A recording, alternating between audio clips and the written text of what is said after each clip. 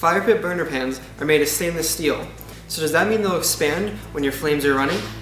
The answer is actually yes, so you will need to plan accordingly when building both your fire feature and its tabletop surface. Now, how much space will you need for this cutout?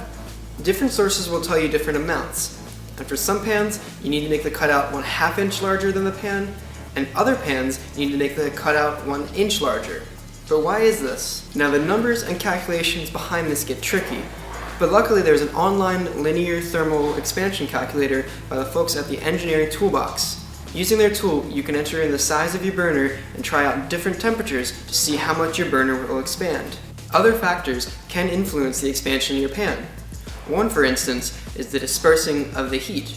If winds are tossing your flames around and those flames are making more contact with your pan, that will cause more of an expansion. Adding one of our tempered glass flame guards around your burner pan can protect your flame from breezes knocking it around. Leaving room for burner pan expansion is crucial. Without it, your pan may buckle or warp as it has nowhere to expand except upwards. Plus, leaving room for pan expansion will make the drop-in portion of installation so much easier.